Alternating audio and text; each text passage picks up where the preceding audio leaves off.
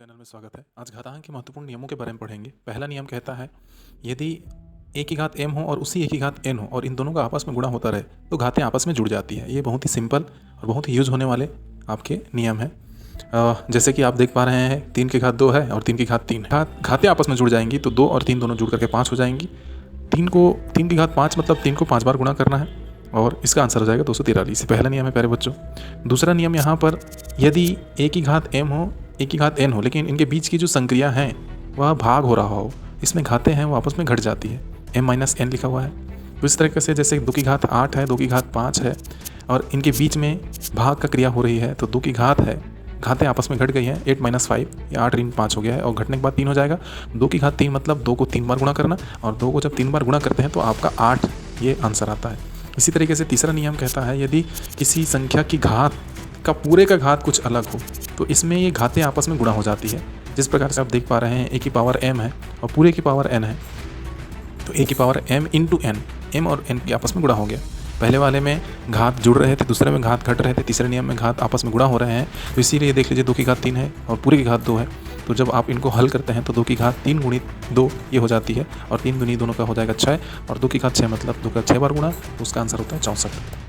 अगला नियम कहता है घातांक का, वो है यदि दो अलग अलग संख्या आपस में गुणा कर रही हो और उनकी घात अगर कोई कुछ दिया हो तो वे घात सेपरेटली अलग अलग भिन्न भिन्न रूप से उनके जगहों पर आ जाती है। एक तो a की पावर हो जाएगा और b की पावर हो जाएगा और उनके आपस की जो संक्रिया है वही होती रहेंगी। जैसे आप देख पा रहे हैं यहाँ पर 3 और 4 का गुणा आपस में और इनके पावर में 2 है तो 3 का पहले सेपरेटली 3 की घात 2 हो जाएगा, फिर 4 की घात 2 हो जाएगा। जब इनको सॉल्व करेंगे और इनको सॉल्व करने के बाद आपस में गुणा करेंगे तो 144 आंसर आएगा। तो ये चौथा नियम था प्यारे बच्चों।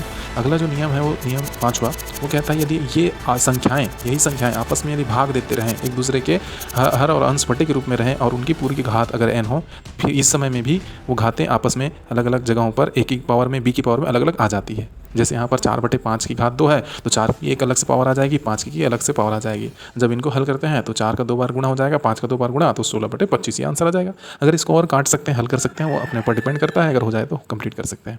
अगला जो इसी के ही बेस पर एक नियम है कि यदि घात ऋणात्मक हो तो क्या किया जाए। तो a और b, a/b है उसकी घात ऋणात्मक n है तो हम b/a करके उसके घात को धनात्मक कर सकते हैं। तो धनात्मक कर देने के बाद उसको हल करने में सरल हो जाता है। तो ये 4/5 की घात ऋण 2 और 5/4 4/5 था उसको बदल दिया, पलट दिया, हर को अंश कर दिया, अंश को हर कर दिया और ये जो घात थी वो ऋण थी वो धनात्मक हो गई। अब जब आप सेपरेट करते हो अलग अलग घातों के पिछले नियम से तो 5 की घात 2, 4 की घात 2, 5 को 2 बार गुणा, 4 को 2 बार गुणा, आपस में इस प्रकार से गुणा करने के बाद ये आंसर आता है।